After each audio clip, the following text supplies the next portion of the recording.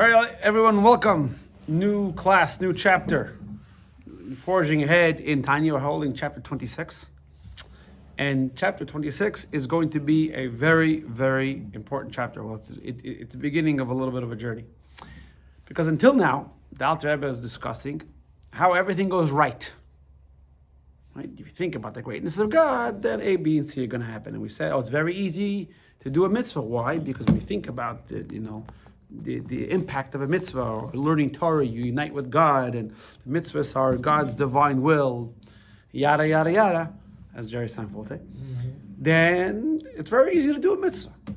The problem is, what if I tell you something, and the something is very impressive, but you're not impressed? Like the story of the puya. You know what a puya is? Puya is Yiddish for a farmer.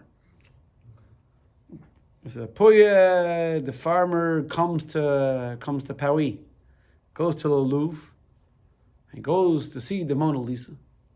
He's standing there, and what does he say?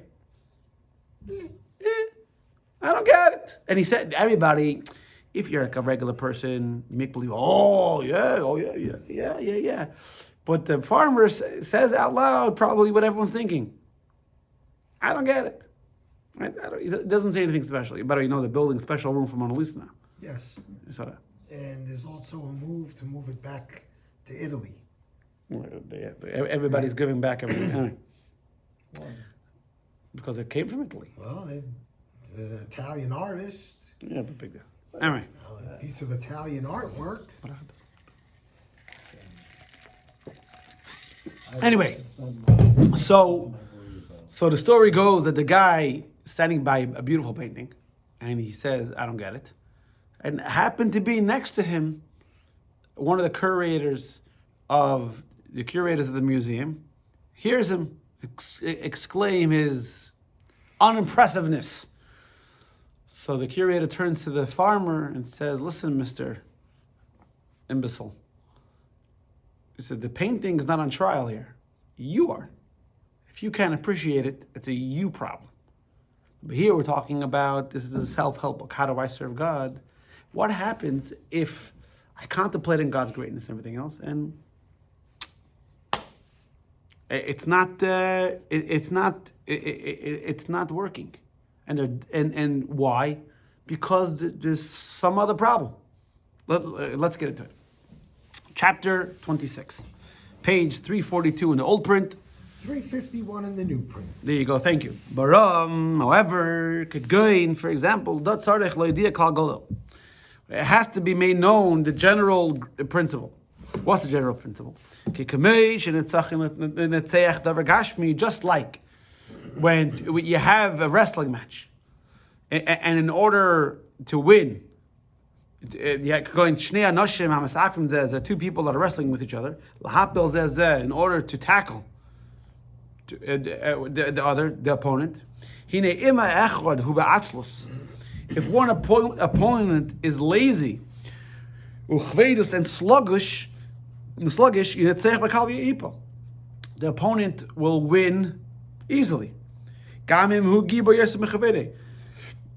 if the opponent is bigger and stronger, but if he's not paying attention, if he's not focused, then it's not in sports. It's not always the better team that wins. It's the team that plays better that wins. Like, I don't know who's better, Kansas City or Philadelphia. Casey got sluggish. They got sluggish. They were not playing that whole first half. They were not playing like they should have been playing. So there you go. I mean, I haven't watched them play all year, but right. So but that's a problem. The famous fight between Mike Tyson and remember in the early '90s. Early '90s, I think it was. Mike Tyson fought this, nobody. I forgot his name. Douglas, maybe. I think his name was. Everyone expected Tyson to destroy this guy. This guy was a nobody. I mean, it couldn't be nobody who was fighting Tyson.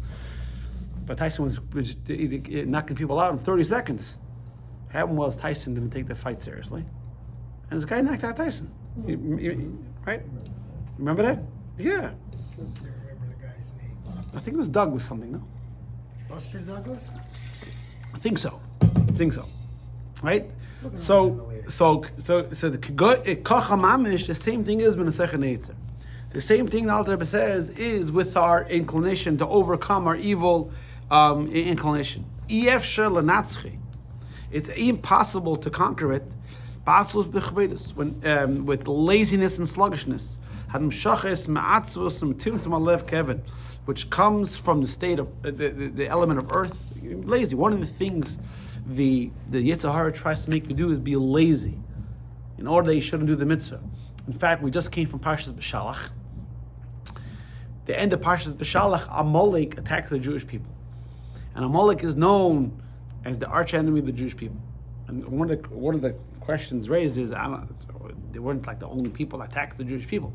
I mean, we hate Amalek, we don't hate the Egyptians. We just came out of Egypt. We don't hate the Egyptians. Amalek attacked us, and we hate them. Why? Because Amalek tried to cool us down, tried to temper our enthusiasm for Torah and mitzvahs, try to make us sluggish. And that's an attitude that can never be tolerated. So how do you fight the Yetzer Hara? Not with laziness, kiyum b'zrizus, but with alacrity. That is drawn from when are you excited? When you're happy, and an open, responsive heart. With a rasai bekol nidnud daigo b'etzav loyal. If a guy's thinking about his bills, for example, he's thinking about all these problems, it's hard to daven, and it's hard to learn. And when we're concerned about all these different things, it's hard to focus on, well, not only learning, and a person can't concentrate on his kids, on his wife, right? He goes on a date, and his mind he's physically there, but he's not there. So the sadness is a very, very big problem, and you should know it's one of the most popular used tools of the Yetzer Hara. Yetzer Hara, if he goes to a Jew that's happy to be a Jew, he says, go eat chazer, go break Shabbos, don't put on tefillin. The guy's going to say, what are you, crazy? I love putting on tefillin. I love Shabbos, right? What do the Yetzer Hara do? The first tool the Yetzer Hara uses, and uses very well, is to make the guy lazy and cool him down from godliness and Judaism. Say, come on, relax, not so excited. And then after that, once he wears him down about his enthusiasm, then he can get him to do an aver. So sluggishness, sadness, heaviness is a very, very big problem. And I'm not a psychologist, but I just stayed at Holiday Inn last night. But I would venture to say that most problems people have is not so much in their inability to execute, it's that their inability in the belief in themselves to try, to get off the couch, to get out there, and put yourself out there. What is self-confidence and charisma really about? Ability so much?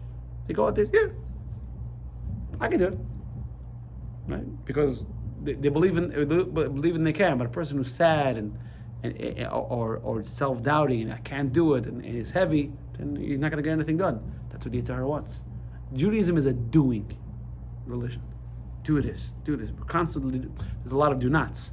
But if you're always involved in the do's, then you automatically don't have time for the do-nots, right?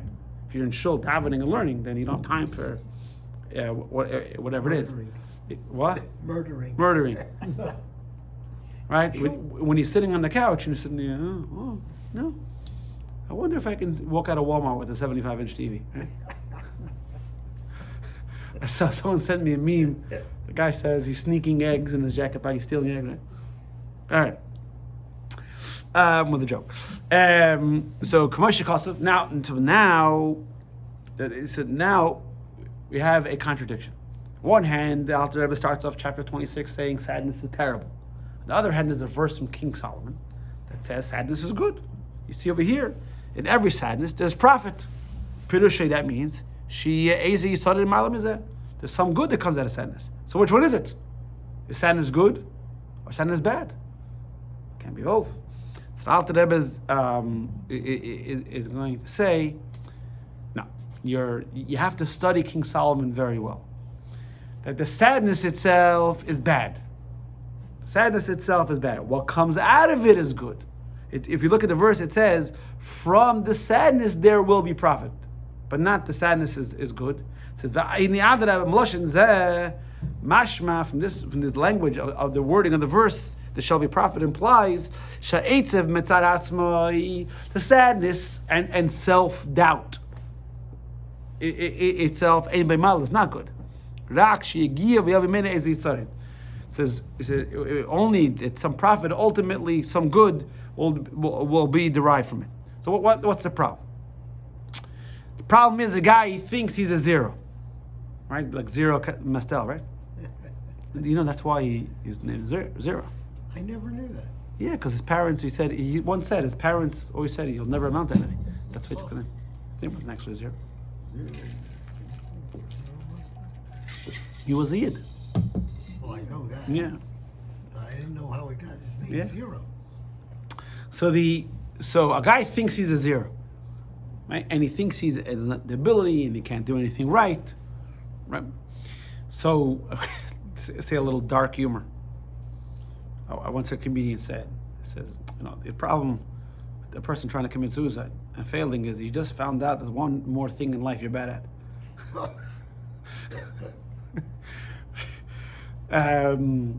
So the answer is, something? You are 100% right. You on your own have no value. My 7th grade teacher, Mr. Sapir, used to say, a human being is worth about $250. What are you? You're dirt, you're water, you're blood. Your value is not in you. Your value is imbued. That's why you're worth something. Not because you yourself are worth something. Your value is given to you because someone else believes in you. Otherwise, what are you? You just taking up space. Right? If I'm on the line for eggs and you're in the way, then you're a problem. Taking up space. Maybe in a few years when they're going to watch this video, it's like, why is he talking about eggs? 2025, a bunch of chicken dies and the eggs went up. My daughter made eggs this morning for breakfast. I'm like, are you crazy? It's $10. No kidding. $10. I'm kidding now. Pretty soon it will be. Yeah, God forbid, hopefully not. So that means a person has to think, yeah, maybe I am zero.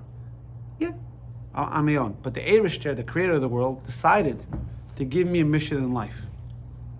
So the sadness is when you get too caught up in yourself. What happens? A person will buy another car, another house, another this, another that. What happens to these people? They're sad and depressed. Why? Because there's no true value in any of these things. I think I told you the story that Adam Sandler used to learn when the shliach passed away. His name was Rabbi Shorts. Rabbi Shorts, he had some learning with some of the actors, and he was about UCLA. And I guess it came up once in conversation that how it would be, Rabbi Shorts is a shliach, so he's fundraising money. And here, this Adam Sandler is an actor, and he has money. So I guess, I don't know exact wording of the story, of the conversation. I guess it came up that Rabbi Shorts said it would be nice to have money. And Adam Sandler said, you think I'm happy? And he cursed and said, I'm miserable. Right? Because value is not in yourself. Value is mission. I knew. It says the profit is what the simcha v'amitis b'Hashem lekov. The true joy is in God, which comes after the true sadness, and this only happens l'Itum mizmanim. Comes at specific, suitable times. On his sins, when he's bitter and he's brokenhearted. Why do we sin? Why do we do things wrong? We do things wrong because we get caught up in ourselves. Right? You forget your wife's birthday. Why? Why do you forget your wife's birthday? You're too busy doing other things. Right? You didn't go to shul. Why didn't you go to shul? Because you're busy doing something else. Whatever it is. Every wrong thing we've ever done, every single person, no matter what, always comes from the starting point. I was busy doing something else. I was caught up in something else, and I didn't realize what was truly important. That's pretty much wrong, the premise of wrong, and you can fill in the blank, whatever the wrong is. Same thing is. It's a person, and what happens after you missed your wife's birthday? Or, oh shoot, I was supposed to go here and I forgot, I was supposed to do something, I forgot. You feel bad. So it's good to feel bad. Yeah, it's good. It's good to feel bad because when you feel bad, you want to avoid feeling bad. Now, when it comes to a human being and you forget my birthday, right, or something, and then you say, no, I don't want to talk to this guy anymore, right, because he's a bad guy. So I don't want to talk to you. But with the Eibishter, you messed up, and you were caught up in yourself. You say, you know something? I'm a real piece of garbage. I had this opportunity to connect to the divine, and I missed the opportunity. What was I doing instead? I was watching curling, right? That's when you know you're a real sinner. Instead of going to shul, you're watching curling. That's when you know. That's when you know you have problems. Yeah, that's when you know you have problems. Right. Exactly. When that's the only thing on and you're watching curling and you can go to show. Right. How desperate I gotta be, right?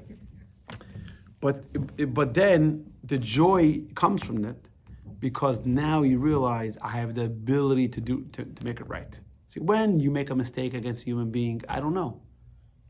Will I forgive you? And if I forgive you, will I give you another opportunity? With the Eibishter. So you feel bad. It's good to feel bad.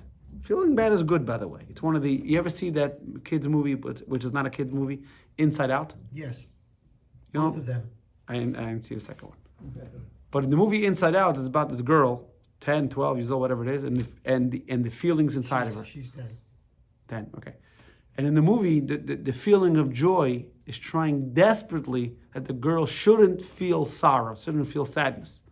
But at the end of the movie, the feeling of sadness helps her grow and strengthen her bond with the parent. Sometimes feeling sad is good.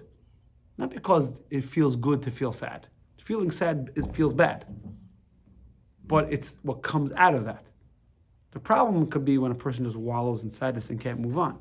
So a person feels sad because they did something wrong and they ruined the relationship. But now, they said, look, continuing, through feeling sad about your current state. The spirit of impurity, because the spirit of impurity is a facade. That's really what it is. So think of it like, for example, right? Think of an example, right? I was in the construction supplies business, and I say, guys, he says, you want to buy my brick? Look at this brick. It's a perfect brick, right? It's so symmetrical. It's, you have 2 inches this way, 1 inch this way. You could build a whole Lego house out of these bricks. It's big and solid and everything else. And now what I'm not showing you is it's thin and it's durable. But I'm not showing you that because I only want you to see this side here. But the spirit of impurity goes and says, look at this sin. Look how luscious and delicious and attractive this Avera is. And why would you go there? Hey, look over here. What the Avera is not showing you is that it's a short-lived act and it doesn't stand because you'll never find fulfillment. You have to keep putting these acts. So the feeling of sadness is the realization that we've been conned. That's what it is. And we feel terrible. But now, and when we feel terrible, we're not going to fall for the same trick again. Right? So that breaks the spirit of impurity. And the other side, and the separation, the iron wall, that separates between a person and the Father in heaven. Because as long as a person's sinning, guys, listen here, man, you're filthy. You want to come in, you got to take a bath. Now, as long as the Jew is not behaving, it's very hard to have a healthy relationship when, guy comes into shul eat a sandwich on Yom Kippur. Yeah, Rabbi, I'm here. Listen, I understand you're not fasting, but maybe go outside to finish your sandwich. Yeah? You know what I'm saying? Right? It's hard to you to take Yom Kippur seriously. You're munching on a sandwich. But Rabbi, it's a kosher sandwich. Even if it's a kosher sandwich. Right. So Kavesha Kasav B'Zayal Pasuk, like the Zohar says in the Pasuk, Ruach Nishbara, a broken spirit, and Leiv Nishbar, and they break it, and a broken heart. That's the first step. So what happens is a person did an Aveda, or didn't do a mitzvah, and he was all happy. Oh, I slept in, or I ate this sandwich, and I feel so good. And afterwards, the person realizes, I missed an opportunity. Imagine there was I told you come to shul, right? And then he found out, and the person didn't come to shul. And then he found out that whoever came to shul got $100 free, whatever it is. He said, oh man, should have come to shul. So now the next opportunity, you said to come to shul, you're going to be there, right? Because you remember that feeling of missing out, right?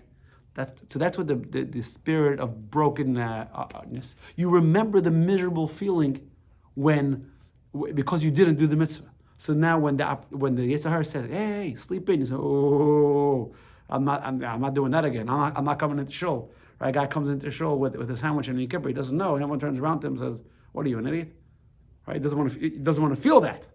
Right? So he's not going to do it again. So the sadness is good because it helps to break that desire. Like the joke I've told a few times, where the wife and husband are shopping in the mall, and she's perusing through the rack, and he's standing there like an idiot, like husbands do. And all of a sudden, a pretty woman walks by, and he trails her with his eyes.